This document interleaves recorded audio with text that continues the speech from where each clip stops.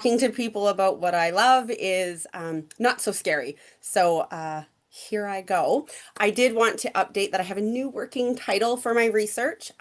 Obviously, as I work through the process, there's going to be some tweaks. So the new working title is Cultural and Spiritual Dimensions of Disenfranchised Grief Among Personal Support Workers in Ontario Long-Term Care. So, as Stephanie said, I am a registered social worker and a Master of Social Work student specializing in gerontology. I have a professional background in long-term care and working with older adults, caregivers, and staff.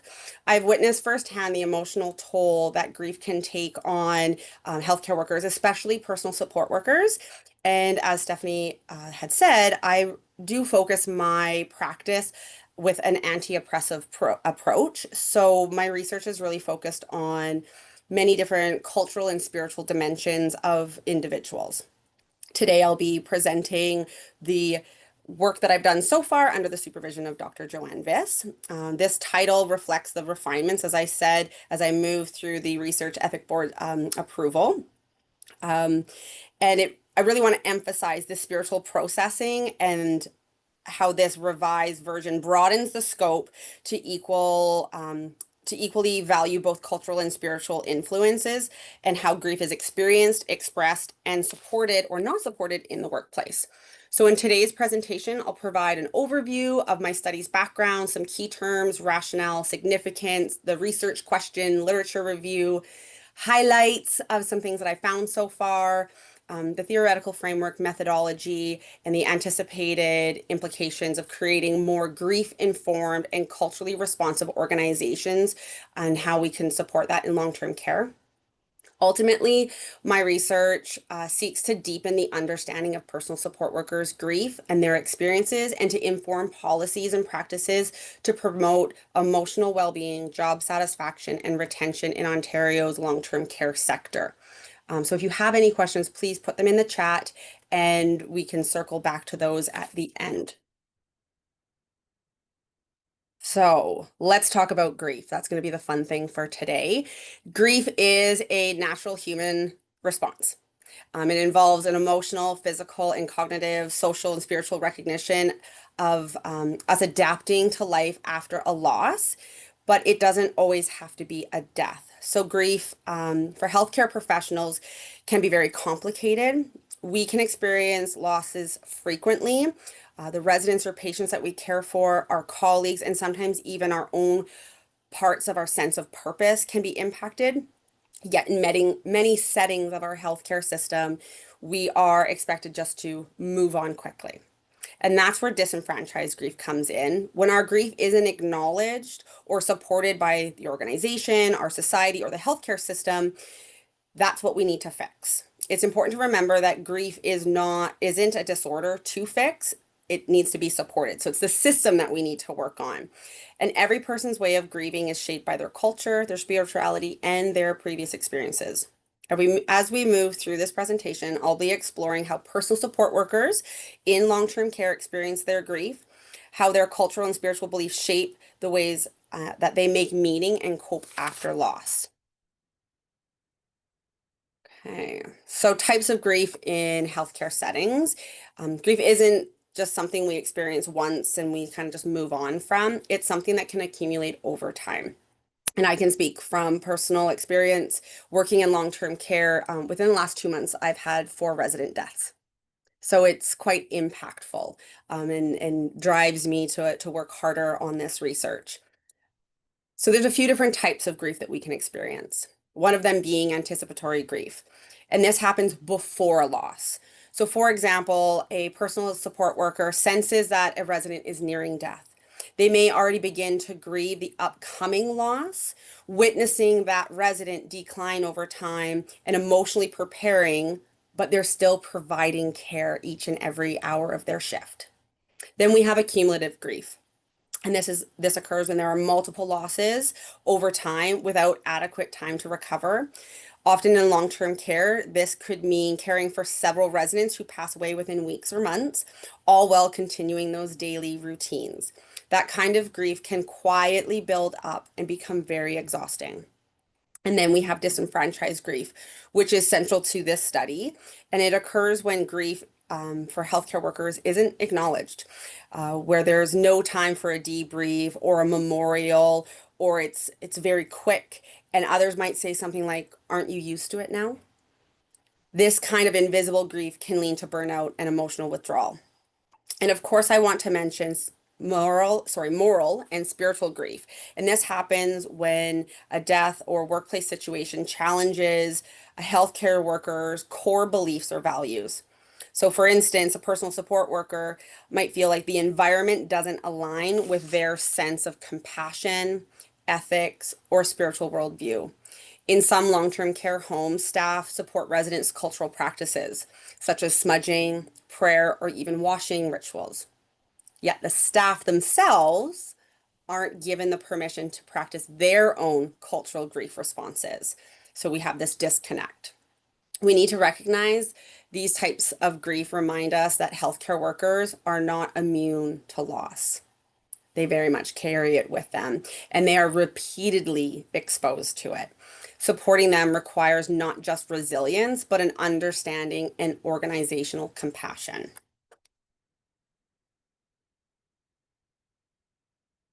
Culture is one of the most powerful factors in shaping how we experience death and grief. It's not often invisible, yet it's often invisible in our daily care routines. So, in healthcare, for every one of us, whether it's a PSW, a nurse, a social worker, a physician, we each bring a lens that influences how we think and feel about suffering, dying, or what it really means to say goodbye to someone. So, in some cultures, they will talk openly about death, and in others, it is considered harmful or taboo. Some families want to be at the bedside offering prayer, listening to music, holding the hand of their loved one, while others provide or ask us to provide dignity and privacy. And then finding that balance between what the needs of the resident and the family members and the caregivers are and what our personal support workers need is really where the healthcare organizations need to come in. The beliefs that we hold affect how we, as healthcare workers, cope with loss. A personal support worker might say a silent prayer before leaving a room or open a window. A nurse might go home and light a candle. A social worker might go and journal or debrief with a colleague. All of these are valid ways in processing grief, shaped by our personal and cultural frameworks that we have. I have witnessed the residents' obituaries being posted on the wall for everybody to read and take a moment of reflection. So sometimes it's just those little small pieces that can really go a long way. Culturally responsive care doesn't mean understanding every tradition. It really means being curious, respectful, and open to different meanings of loss. When workplaces make space for diverse expressions of grief, whether through rituals, language, or quiet reflection, staff can feel seen, valued, and supported. Ultimately, understanding culture in the dying process allows us to care with people, not just for people. And that care extends to each other as colleagues navigating a loss together. These costs remind us that supporting staff grief isn't optional. It really is an ethical and operational necessity. So, part of my research is about knowledge translation into what can be done differently to acknowledge the various forms of grief in the workplace. So, I'd like to take a moment of silence right now to honor those frontline healthcare professionals all across Canada who have cared for others and have faced grief in their workplace.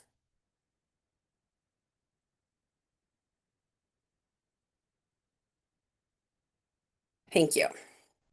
Now, I'd like to invite you to take a moment to reflect, either silently or by jotting down a few thoughts.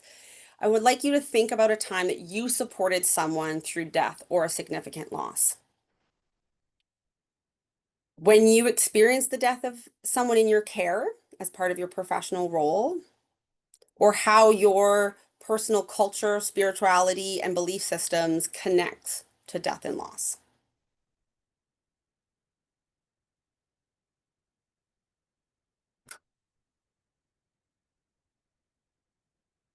This moment of reflection is not only to ground our conversation today, but to connect personally with a very real and human experience that this research aims to acknowledge, validate, and support. So let's talk about the cost of unsupported grief in healthcare. When grief goes unacknowledged in healthcare, it doesn't vanish. We can't ignore it away. It finds other ways to come to the surface. On an individual level, many PSWs describe feeling emotionally numb, exhausted, or disconnected after repeated resident deaths. They sort of go on autopilot. Some report that they have difficulty sleeping, they have anxiety before going into work, or they have a growing sense that they just can't do this anymore. They start to question their caregiving skills. And this isn't a weakness. It's a normal response to chronic exposure to loss without time or space to process it. On a workplace level, unprocessed grief can affect morale and team dynamics. Staff may feel unsupported by leadership or misunderstood by colleagues who respond with phrases like, quote, "it's just part of the job." Over time, this culture of silence leads to compassion fatigue and burnout, which begin to see higher levels of absenteeism, staff turnover, and difficulty retaining experienced caregivers. On a systemic level, this contributes to what we call the revolving door of care. Every time a staff member leaves, we not only lose their skills, but also their deep, relationable knowledge of the residents that they care for. These PSWs know how someone likes their coffee and tea, the way that they like to be tucked into bed, their favorite music or TV show. And when they leave, we lose that information. No matter how much we strive to communicate, we lose those personal touches. This is something that cannot be replaced with quick recruitment. The cost of retaining, onboarding, and having the short staff ripple through an organization is astronomical. Ultimately, unsupported grief affects the quality of care, the safety, and continuity of care for our residents. Recognizing and addressing grief in the workplace isn't only compassionate, it's also practical, cost-effective, and ethically essential. This is why my research focuses on exploring how PSWs experience and make meaning of their grief, and what culturally and spiritual responsive supports might look like in Ontario's long-term care system. So let's talk about personal support workers and how amazing they are. So before we explore the findings of this proposed study, we first need to define a few foundational terms that frame the experiences that we're discussing. So a personal support worker, or PSW, is a vital and hands-on part of the Canadian healthcare system.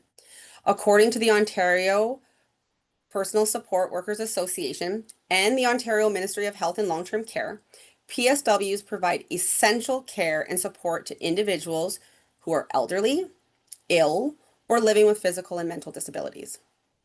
PSWs may work across many settings, including long-term care, hospitals, private residence through home care, or community-based programs. In some provinces, they can be called healthcare aides or residential care aides.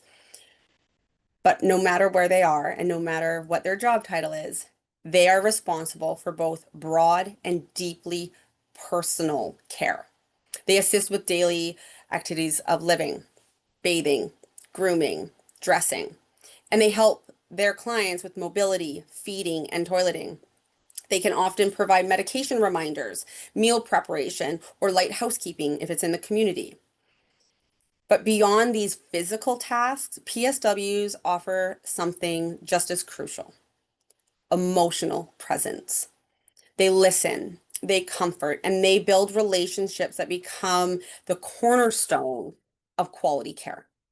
Because they spend so much time with their residents, PSWs are often the first to notice subtle changes in mood, health, or cognition. The PSW's insight is essential for early intervention and holistic care. And despite their vital role, PSWs remain unregulated, unlike nurses and doctors. There is no national licensing body, though formal training is offered through colleges and private institutions. PSWs play a crucial role in supporting some of Canada's most vulnerable populations, and their dedication was especially visible during the COVID-19 pandemic. Yet, while their contributions are indispensable, their emotional experiences, particularly around grief and loss, often go unacknowledged. Understanding who PSWs are and the scope of their work helps us better appreciate how grief can affect them, especially when their emotional needs are overlooked, invalidated, and unsupported in the workplace. This study seeks to bring visibility to those experiences and explore how culturally diverse PSWs process grief, particularly when formal organizational supports are limited or completely absent. PSWs often grieve silently, not because they don't feel the loss, but because the system doesn't make space for it. I have personally chosen to research disenfranchised grief and the importance of spiritual processing for the following reasons. I truly believe, from my professional and personal experience, that PSWs are the backbone of our healthcare system. They assist throughout a resident and patient's illness journey from start to finish. When a resident dies, it can be a significant emotional loss for a PSW. However, grief in this profession is often ignored by policies, institutions, and even the broader healthcare culture. My research aims to explore this gap, how grief is experienced, particularly for immigrant workers, and how it impacts their emotional well-being, job satisfaction, and spiritual health. PSWs regularly perform emotional labor as part of their caregiving role. They are expected to maintain compassion, patience, and calm in some of the most stressful situations, even while coping with repeated exposure to suffering, decline, and death. When residents pass away, staff may not be given time to grieve, let alone structured space for emotional processing. In many cases, PSWs are expected to move on quickly and continue caring for the rest of the residents. Over time, this is what leads to disenfranchised grief. And when multiple experiences pile up in a short amount of time, cumulative grief takes its toll, contributing to the burnout, that spiritual distress, that absenteeism, and even decisions to completely leave the profession.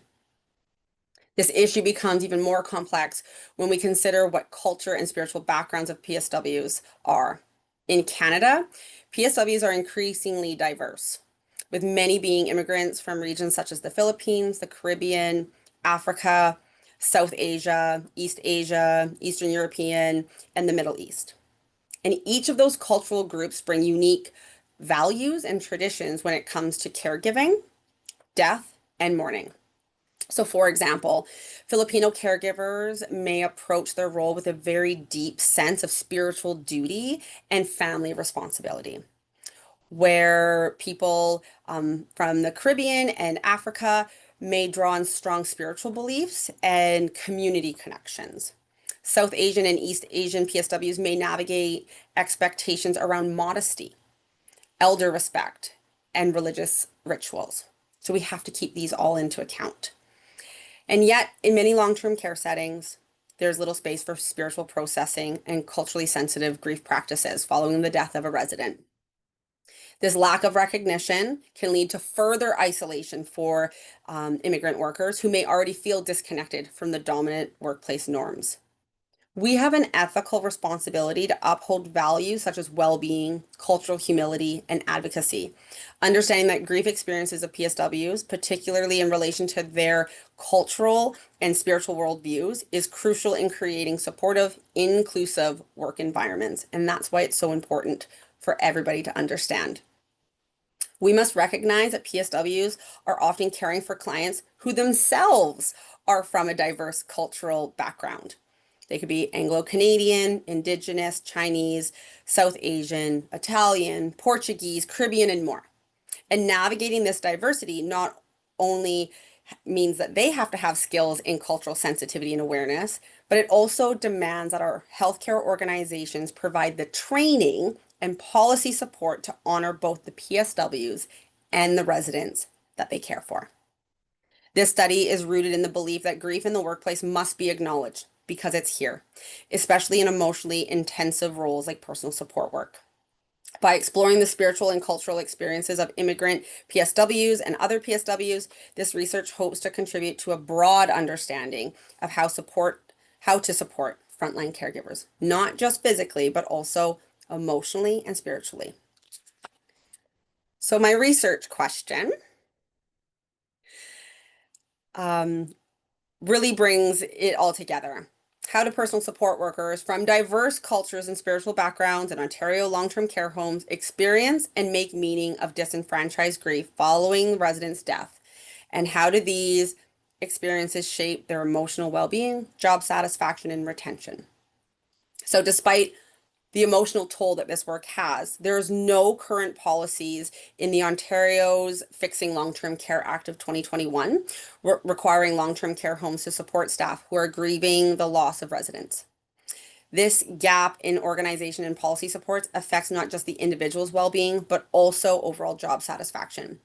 While previous studies have explored grief in nursing or palliative care teams, few have examined how PSW's cultural and spiritual framework shape their coping of resident deaths. This question emerged from both the literature as well as my lived experience that I've observed in practice. The question is intentionally broad to allow for a range of emotional, cultural, spiritual, and systemic insights. So I alluded to this. Ontario's population is becoming increasingly diverse, and this is reflecting on the two charts that you see, one being Ontario's overall total population, as well as Ontario's population that has identified that they work as PSWs. Between 2001 and 2006, the visible minority population of Ontario grew 4 times faster than the general population. In 2009, the Canadian Research Network of Care in the Community and the Personal Support Network of Ontario and the Ontario Community Supports Association conducted a survey of personal support workers to explore key issues in their profession. It was reported that visible minorities represented nearly 23% of Ontario's total population. So that's what you see in the first graph. But among PSW, that number jumps to 42%, as you can see in the second. Within this group of PSWs, the largest proportion identified as Black and Filipino, with smaller representation from Chinese, Latin America, South Asia, and other backgrounds. It was also reported that 5% of PSW respondents identified as Indigenous, more than twice the provincial average. With a growing number of older adults from diverse cultural backgrounds, including Indigenous communities, the need for culturally responsive care in long-term care homes is becoming even more urgent. And according to the 2016 Statistic Canada census, the total population of Ontario has grown to be almost 30% visible minorities. In 2017, Zagrani and Sachs investigated the concept of personal support workers becoming the new patriot of Canada, defined as a social class of individuals experiencing precarity, that lack of security and predictability in their lives, affecting their material and psychological well-being. This can be caused by precarious employment, such as temporary positions, part-time work, marginalization, and increased vulnerability due to their social status. So this is why it's so important. So what have I found out so far in my literature? Although there's a growing body of research in grief and healthcare, which is a great thing, personal support workers are often overlooked in the literature. Much of the existing research focuses on nurses and physicians. For example, Jansen and Lanthorpe have explored grief and burnout among those professions, highlighting the emotional strain of repeated exposure to patient death. However, PSWs are also frontline workers, and they rarely receive the same attention, even though they often have a very close long-term relationship with residents. One of the few studies directly focusing around PSWs is by Marcella and Kelly. They emphasize that death is routine and expected in long-term care, but that grief of staff is not often acknowledged. PSWs are frequently expected to, quote, get on with the job, after a resident dies, with no formal space or support for grieving. This contributes to what we call disenfranchised grief. Building on this, Dr. Joanne Viss, along with Marcella and Dr. Mary Lou Kelly, have recommended peer-led support groups as a meaningful intervention for long-term care staff. Their work highlights the power of collective processing, validation, and mutual support within the workplace, especially in emotionally taxing environments like long-term care. Despite these important highlights, policies and organizations have been slow to follow. There are still no formal grief supports required in long-term care settings in Ontario or much of across Canada, and this points to a critical gap in how we support frontline workers. This study builds on the work of these scholars, highlighting the need for targeted policies, training, and culturally sensitive supports that acknowledge PSWs' emotional and spiritual needs, particularly in their facing of loss. So this study is grounded in two key frameworks: the person in environment approach, which allows us to have an understanding of how an individual's thoughts, feelings, and behaviors, like grief, can be shaped by their surrounding environment. So for PSWs, that includes the healthcare system, the long-term care home, and their relationship with the residents that they care for, their coworkers on the resident home areas, and the organization culture. System theory expands this view by highlighting how personal support workers operate within multiple interconnected systems, such as the healthcare team, management structures, regulatory bodies, and the broader community. These systems influence how grief is expressed, acknowledged, or completely ignored.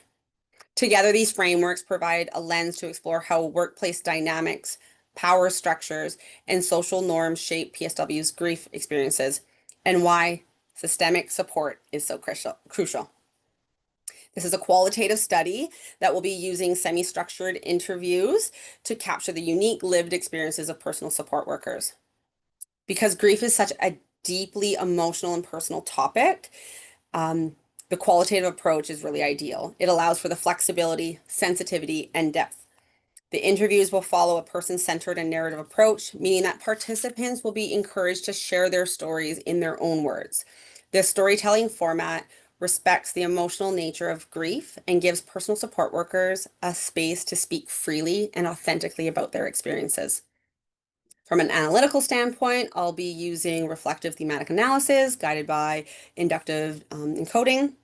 I'm hoping for about 20 participants that currently work in long-term care or have recently worked in long-term care and do identify that they have experienced a resident's death. To be eligible, individuals must want their voice to be heard. Given the sensitivity of this topic, I need to note that ethical considerations are central to the design of the study, and grief support resources will be made available in case the conversation brings up any distressing emotions. So this research holds meaningful implications, not only for personal support workers in long-term care, but for caregiving professionals across all settings, like hospitals, home care, hospice, palliative care, and even group homes. All of these environments, caregivers build relationships with those that they support, and they often experience repeated grief when those lives end. One key contribution of this study is it calls for a cultural shift in how grief is understood in healthcare. Too often, grief is treated as a private or clinical issue, is largely overlooked in the workplace. But when we start to recognize grief as part of the emotional labor of caregiving, we can start to validate it, support it, and create space for it. This research also supports grief education and workplace policy development. It identifies practical and compassionate strategies like peer grief groups, memorial practices, or maybe even flexible scheduling after a resident's death. These are low-cost interventions with meaningful impact. Importantly, this study also draws attention to the cultural and spiritual diversity of grief. In Ontario's multicultural care settings, people grieve in many different ways. Could be publicly, privately, through ritual, silence, reaching out to a community, or maybe even personal symbols. Supporting that diversity means offering space for culturally meaningful mourning. That could be prayer time, music, candles, or spiritual care. From an organizational lens, grief-informed workplaces include both informal support, like peer conversations, and formal structures like debriefs or employee assistance programs or grief circles. This creates a healthier, more compassionate workplace. By addressing grief more openly, we can reduce the stigma, we can enhance emotional well-being, and we can improve retention, especially in a sector facing so many staff shortages. In closing, this research really aims to highlight PSW's grief experiences and explore how those experiences impact well-being, job satisfaction, and retention. It calls on us, all of us, to recognize grief as not just a private burden, but as a shared professional reality that deserves compassion and some sort of structure. Supporting PSWs through grief is not only ethical, it strengthens the care environment for everybody involved. Ultimately, this research is not only about grief, but it's about recognizing the humanity of those who provide grief. So there's a few examples of what grief support can look like for us. And I'm going to open the floor up to questions in a little bit, and hopefully you can share some of your experiences. So when we talk and think about grief support, it's really easy to think about, formal counseling, but often in healthcare, we don't have the time to set that up right away. So peer-based supports are often the most meaningful for PSWs. Simple things like a tea and talk session after a resident's death to share memories, express feelings, and normalize that grief comes with the caregiving. Some long-term care homes even have wellness ambassadors. These are staff trained to listen and connect with colleagues and help them with resources. These peer spaces help validate grief as part of the caregiving experience. Organizations can also support initiatives such as Schwartz rounds or compassion rounds, where staff from different disciplines come together to discuss the emotional side of care. They often can, promote employee assistance programs or the critical incident stress management team to come after a difficult loss.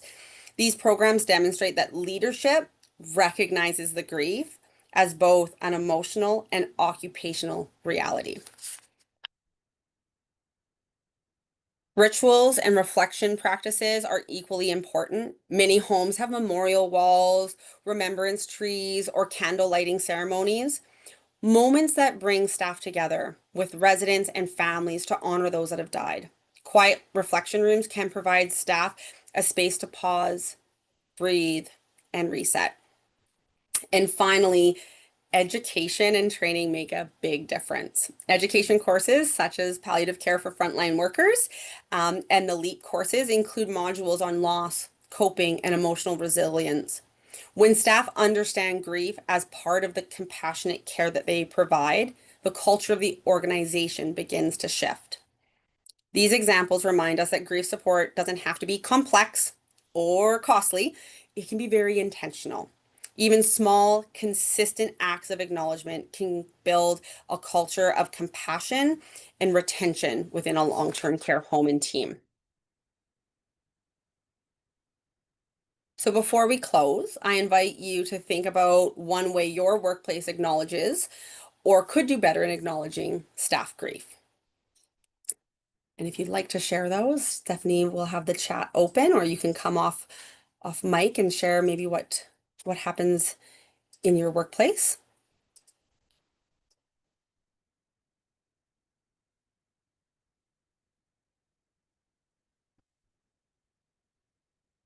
Anybody in the chat there, Stephanie? No, that's okay. Does anybody have any questions or any takeaways that they'd like to bring up? Oh, Jen, someone did have a question. I think Sure. probably related to the pie charts that you were showing. Yes. Said, why are Filipino PSWs not part of the Southeast Asian group? I'm not sure if you're able to. Yeah, I'd have to look back on, I think because they specifically identified themselves as Filipino as opposed to Southeast Asia. Um, so this data was a little bit dated. It's quite hard to find, again, anything current with PSWs. Um, but it was coming from supporting cultural diversity in long-term care. Um, and I believe because they specifically identified themselves as Filipino, one of the other categories is actually noted as mixed as well. So if somebody was wanting to identify as more than one, they could mark that off. So that was just the way that they had their data set up. Thanks, Casey. And when I was looking at Oh, the pie chart, yeah, I didn't see anything specific around like Indigenous. So I was curious as well. And again, that's not a criticism of you. That's whoever did that. the original data from, Yeah, yeah, 20 years ago. I would love to see some more updated data, but that would make my my task a little bit easier. Yeah, absolutely. any other questions? Someone asking for your perspective around how has the MAID program impacted PSW work, or has it? I believe there has to be an impact because it's going to involve a death. So whether that is because you are a supporter or non-supporter of MAID, there can be some of that that needs to be worked through. If you know that someone has chosen MAID, that can lead into that anticipatory grief. You know that there's a date coming or there's a process being started. So that should also be able to be talked about in a safe space and addressed because there's still going to be a loss. Whether the person, the resident that the PSW is caring for actually goes through and does utilize MAID or changes their mind, there's still a lot to process in there for the entire care circle. I think I saw a hand up. That was me, Noreen. Yes, hi, Noreen. Hi, I'm just wondering how I go about getting this implemented in my workplace. We have nothing like support groups in my workplace. I'm just wondering how I can maybe set that up as like maybe a team leader, getting it going at my workplace. Yeah. I think that's the big challenge is there is a cry for help. People are saying, I want to do something. I just don't know how do I start it? What do I do? Some workplaces, have a photo of a resident and a little candle, and that's the extent of it. Yeah, I would say go to your, organizational administration and say, can we do something? How would we do something? Is this something that falls on somebody's desk already that can be kind of moved back over to the center of the desk, that when we identify someone who is maybe on a palliative scale, they're declining. Do we start to have those conversations before a resident's death? What is it that our staff are asking for? I think that's really important. We can't just come in and say, hey, as an organization, this is what we're going to do. We have to ask our staff, what is it that would work for you? Do you need somebody like a team leader to come and talk to you individually as a group? Do you need a space that after a resident's death for 3 or 4 days, there's a space in an office to have a conversation? Who would that person be? Where is that office? When can I leave my unit to go do that? Do I have to do it on my break or my lunch break? Right? There's all these pieces. That you have to kind of keep in mind. But I think step one is to say it's wanted, and then step two is to say, but how do we do it? Some people grieve yeah. publicly, some people grieve privately. So opening the conversation and encouraging education, I think, is important. Thank you. No problem. I see Lisa has her hand up as well. Yes, so I'm a spiritual care specialist working at St. Joe's, and yeah, I think that this is a very important topic and something that I've been trying to help with here at St. Joe's. I've been asked after there's been sudden resident deaths here to do debriefs with staff, especially the staff that were around when that resident died. I found that those were really helpful, like very soon after, even the same Mhm. day. latest Yes. the next day, just because, especially because there's students around at times. And so often for those students, it's the first death that they've experienced in the facility. So that was really helpful. We've also organized for a memorial service, but this was maybe 2 weeks after a long-term resident died. Nobody attended. And it was available for all staff, and managers encouraged their staff to attend. And I think there's, I think that there's just a lack of, um, people don't look for psychological support necessarily here at work.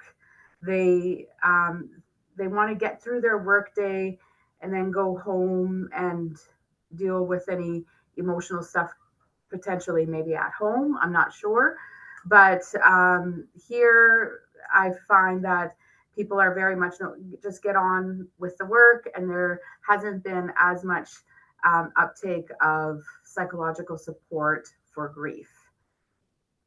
Yeah, I would agree with you. Yeah. I think a lot of people like to bury it, swallow it down, pretend it's not there. But then we start to see that compassionate fatigue, that burnout, and they go, well, like, why? Why are you acting like this? What's your problem? It's like, well, the problem is they care a lot and the Mm-hmm. system's not there to support them. And I would echo what you said, that it's so important to do it so closely after a death, because the Yeah. job task can take over, and the next day it's a completely different crew of staff members that we're working with. So how do you follow up? But what happens when that death happens at 7 o'clock in an evening on a Friday? Like what other Exactly. supports are there, right? So, There's still some gaps. yeah, I'm also part of another organization. We do debriefs as well for organizations that have sudden catastrophic things happen. And yeah, it's very important that the debriefs happen very close to the incident. And I think that in my experience, that has been the best option, is that there is a debrief very close after. I've done some at the regional as well after a few incidents, and those were well attended. When the manager really encouraged their staff, please go and attend. They had other staff come in to fill in so that they can attend the debrief very soon after. And so it was very well organized and supported by managers and leadership. And so I think that from my experience, that's been the best, is the debrief very soon after, and people are encouraged to attend, but not told that they have to. And then also importantly, the leaders cannot attend the debrief, so that the staff feel very like they can speak openly. That's right. And it's wonderful when those debriefs are organized and supported by management. And it's really shouldn't be very difficult for organizations to say, on what floor did a death occur and who is working? Who else has worked maybe in the last week or 2 weeks with that resident? Because we don't want to miss the staff who, were just on rotation and now they're on their 3 days off and they don't have a time to participate. But it just means that the administration and the organization need to kind of earmark someone to say, okay, when a death happens, this is how we're going to pull up the schedules. We're going to look at who is providing care. We're going to offer them support. And if they attend, wonderful. We've offered what they needed. If they don't attend, maybe we offer them something else and we leave that door open, because some people might not be comfortable speaking openly. Maybe it's not until the third or fourth resident death that they're like, okay, now I need to get something off my chest.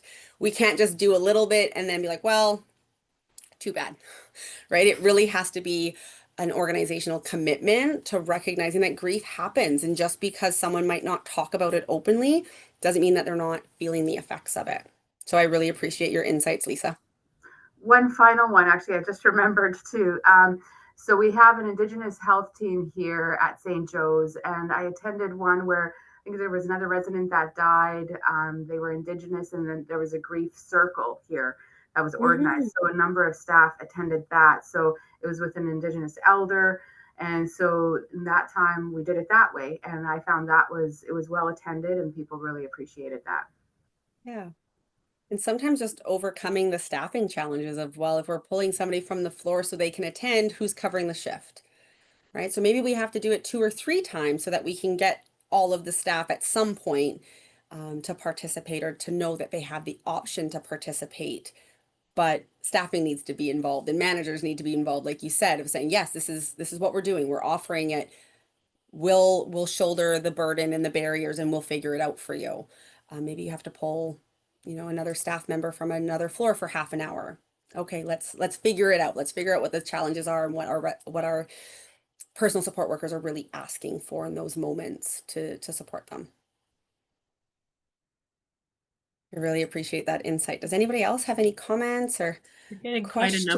quite a number of comments coming through here. Oh, okay. I'm gonna scroll back here. Janaea said, thank you for doing this very important research. I'm the attending nurse practitioner at Pinecrest in Kenora.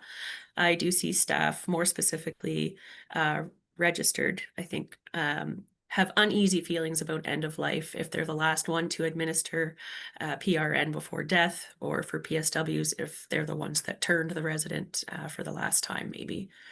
Yeah. Yeah, and that's kind of where that moral conflict comes in of like, did I do something? Did I do something right? Did I do something wrong? Do I have my support? And then they're left. So I appreciate you attending today. And Kenora has a soft spot in my heart. I'm a born and raised Northerner, and my grandmother lives there. So thank you for your work in Kenora. She also offers that if you wanted to connect, she's sure she could find some participants for your research. Be amazing, because that's one of the toughest parts. I'll reach out. I love that. I had to have private question as well. Religious beliefs are equally important as culture. Does faith in this presentation mean religion? So in my presentation, no. To me, spirituality is all encompassing, whether you follow organized religion or not, whatever that sense of purpose in your life is. So during my research, if someone identifies as spiritual or they identify as following a religion, that would fall under that same cultural element for me. Again, cultural, everybody has culture, whether we recognize it in practice or not. We all look at things from our own lens, and that can be from organized religion or just our spiritual practices. So it's kind of faith is all encompassing under that guise of culture. Comment from Robin. She said, as a PSW for 20 years. Wow, Robin. Yay, Robin. This resonates with me deeply, and we need supports in place for staff who are grieving the loss of those we have cared for. We need to allow for space to grieve. I agree. And I will share with the audience that my mother was a PSW my entire life growing up. So I watched my mom come home after a resident that she took care of for, say, 5, 6, 7 years died. Or maybe it was a resident who was new to the unit that she was just getting to know, was just connecting with their care circle and how do they like everything. And she goes